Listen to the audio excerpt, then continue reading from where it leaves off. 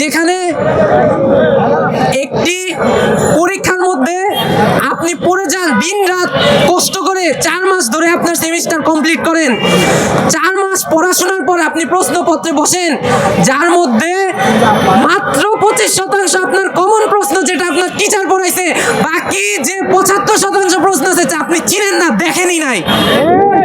এই 75% প্রশ্ন এমন না যে আপনার বইয়ের মধ্যে থেকে আসছে, তা কোন বইয়ের মধ্যে থেকে আসছে তাই আপনি জানেন না। এর পরিপ্রেক্ষিতে মানুষের কাছে কি আর করার থাকে? একদিকে চিন্তা, আরে আমি যদি আজকে না লিখতে পারি, আমি তো পড়ছিলাম, আমি তো ভাই পড়ছিলাম, আমি লিখতে কেমনে পারবো, আমি তো কিছু দেখেই নাই, এগুলো কোন ধরনের ভাষা তাই বুঝি নাই। সেই অবস্থায় আপনার কাছে কি থাকে? আপনার ফাইনাল ইয়ারের পরীক্ষা চলতেছে, আপনি আজকে যদি পরীক্ষা থেকে বের হন, আপনার যদি খাতা শূন্য থাকে, ফেল করেন, আপনার বাবা মাকে কি বলবেন? আপনার ভবিষ্যৎ সম্পর্কে কি করবেন? আপনার একটা বছর আপনি কিভাবে বাঁচাবেন? একটা ছেলে কি করতে পারে?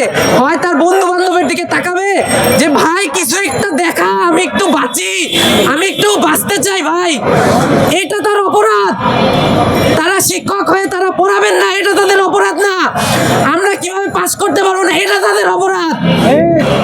আমরা যখন এই 25% প্রশ্ন আমাদের কমন পড়ে, 75% আমাদের হচ্ছে কমনই পড়ে না, সেই মুহূর্তে যদি আমরা একটু ঘাড় ঘুরাই, আমরা যদি ভাইকে বলি ভাই 2টা অক্ষর দেখা, ভাই কিচ্ছু জানি না, কিচ্ছু বুঝতে পারতাছি না, তখন আমাদেরকে 4 বছরের জন্য সাসপেন্ড করা হয়, 2 বছরের জন্য সাসপেন্ড করা হয়।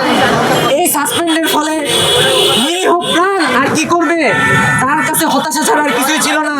সে একটি চিরকুট নিয়ে আমাদের থেকে চিরবিদায় নিয়ে যায়। তার চিরকুটে লেখা থাকে, এই আমার মৃত্যুর জন্য কারিগরি শিক্ষা অধিদপ্তর দায়ী। এর পরিপ্রেক্ষিতে শিক্ষা অধিদপ্তর কি পদক্ষেপ নিয়েছে শুনছেন? আপনারা জানেন এখানে কত নিউজ সাংবাদিক রয়েছেন, আপনারা একটা অক্ষরও জানেন না। তারা জানতে দেয় নাই, তাদের আমাদের আওয়াজ পৌঁছাইতে দেয় নাই।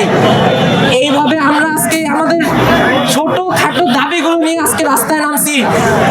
আমাদের দাবিগুলো পূরণ না হওয়া পর্যন্ত ইনশাআল্লাহ আমরা এখান থেকে ছাড়বো না আমাদের রাজপথ। দরকার